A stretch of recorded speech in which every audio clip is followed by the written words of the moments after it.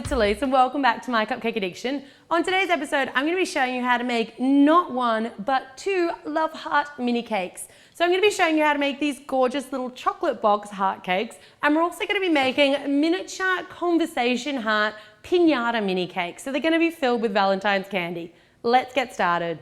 To make your mini cakes, of course, you're going to need some cake. So I found that a denser cake, like a dense sponge or a pound cake, worked well here. And I've got two rectangle 1-inch high sponges. You can either make them or you can buy them. I've got some chocolate truffles and an offset spatula, a knife and a little bit of corn flour in a corn flour shaker. I've got some writing icing or decorating icing, cookie icing, anything there just to decorate our truffles. And I've also got some of our perfectly pipeable buttercream frosting that I've just tinted pink.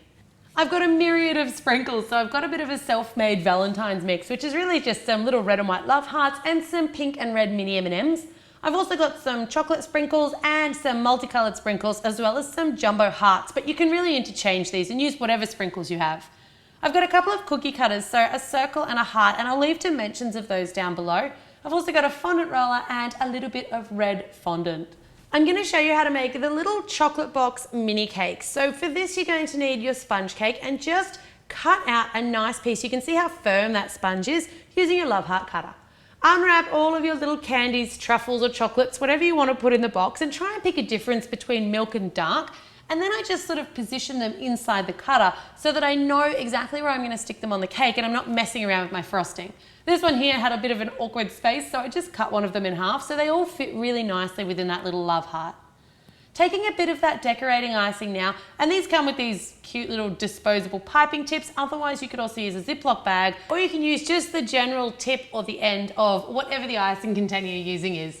On goes my little star tip, and I'm just going to make like a little swirl or even a little dot on top of one of my truffles, coming up to a bit of a point. And then I'm going to stick one of my jumbo love heart sprinkles. Like I said, any sprinkles you like here, but just use your writing icing to kind of decorate up your truffles a little bit so they're not all just brown. You kind of want to add that little bit of color. For a couple of them, I'm actually going to sort of paint them in the decorating icing, and then I'm going to roll them in some of those sprinkles just on the top. So that gives us like a really nice, brightly colored, kind of a homemade looking truffle without having to go to all the trouble of making handmade truffles. With your truffles all decorated, it's time to make our little heart box lids. So these are made from fondant and they need about 48 hours to firm up. You can speed that up by adding a little bit of Tylose, but they're quite thick, so they do need to be really firm before you rest them up against the side of your boxes. Place down a generous sprinkling of corn flour, and then you want to take your red fondant and you want to roll it out, but make sure that it's not too thin here because you do want it to actually look like the lid from a box of chocolates. Take your love heart cutter and cut yourself out a lid and then pop it onto a piece of baking paper overnight at least, but preferably for a couple of days to dry. With the rest of your fondant, you want to roll this out a bit thinner, so about the thickness of, say, 3 credit cards stacked on top of each other, and I'm rolling mine out in a nice, long rectangle shape. Once you've got it rolled out, you want to trim down both of the sides just using a knife, and these don't have to be perfect, but you do want them to be as straight as possible because they're going to form the outer edges of your box. Once that fondant's rolled out, you want to work relatively quickly here, so you want to make sure that it's about half a centimetre or so taller than the piece of cake that you've got. Roughly measure it out and then cut down the other piece so you've got like a long strip. The fondant's going to start to dry out here, so you need to move relatively quickly as you frost up your little love heart. But you don't want to frost that love heart any earlier than this, or the buttercream's going to start to crust and then your fondant's going to have nothing to stick to. So using your offset spatula, just put a nice coating of that frosting on your little love heart cake, and then you want to take your long rectangle piece and just wrap it around the outside. It should stick to that buttercream frosting. You can use a knife here just to sort of push it in at the point at the top, and as you wrap it around to the point at the bottom, you should have a bit of overhang, so make sure these are longer than you think you're going to need. Snip them off with a pair of scissors, which should give you a really nice, neat finish at the bottom. And then you should already know where your little truffles are going to go, so you can just position them in the same spots on top of your cake that you came up with in your little cookie cutter template. Smooth off the edges, and then to transfer them onto your serving platter, just slide an offset spatula or a very thin knife directly underneath, lifting them up and placing them onto your serving platter. Once they're on the serving platter, you can take a little bit of cookie icing or royal icing, something that's going to harden, and then just rest the box lid up on sort of a jaunty angle on this side of your little love heart box cakes. I hope you guys love these little mini cakes. I think they're utterly gorgeous. Moving on now to our conversation heart. To make your conversation heart piñata mini cakes, you're going to need to cut 2 love hearts out of your sponge cake, so you're kind of getting like a double stack of cake. Once you've got those cut out, you want to take your smaller circle cutter now, and with your bottom layer, you don't want to cut all the way through it. So just push it in about 1 centimeter or so, give it a little twist, and then pull the cutter out. But you don't want to go through the base of that, or else all of your candy is going to fall out.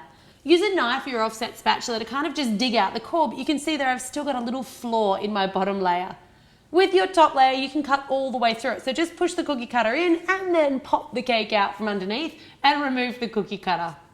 You can either use your offset spatula here or just a knife, but you want a little bit of that pink buttercream frosting or whatever color you're using, just a thin layer on the top of your bottom layer, but don't go inside the little hole that you've cored out.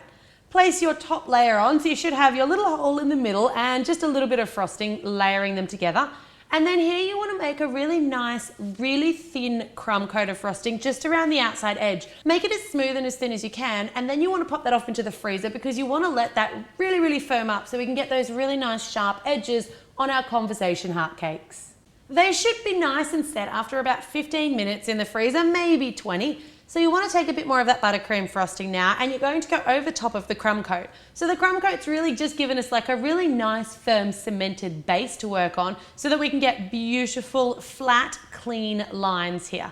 Go all the way around over the top of that buttercream, make sure it's as smooth as it can possibly be, and then you want to take the little circle that you cored out and just cut off the very, very top, 1/2 centimeter or so. You can eat the rest. Fill the inside of your cake with your candy. So I'm using those love hearts and those little mini M&Ms, and really try to get as many in there as you possibly can. Take your little lid now that we've just cut off the circle and place it on the top, and then you're going to use some buttercream frosting to sort of frost it in.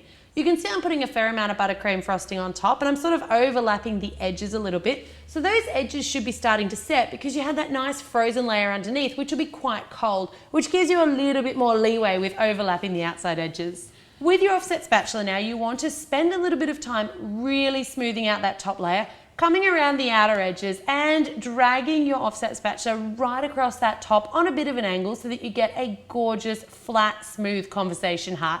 Once you're happy with your smoothness and your lovely sharp edges, slide your offset spatula really flatly underneath the edge of your piñata cake and then pick it up and transfer it onto whatever your serving surface is going to be. Make sure that you don't disrupt the icing too much after you spent so long getting it perfect. Speaking of perfect, you want to take your writing icing or your decorating icing, cookie icing, even melted candy melts here, and I used either a red or a dark pink and just wrote my nice little block letters. So choose from your delightful Valentine's Day messages. Call me, SMS me, love you, whatever you like. If you feel like you're maybe not in the Valentine spirit, maybe you could put something a little bit less loving on your conversation hearts. I hope you guys have enjoyed today's double Valentine's Love Heart mini cake video. If you're not already subscribed to the channel, make sure you do for all of your sweets and baking needs. And as always, thanks very much for tuning in to My Cupcake Addiction.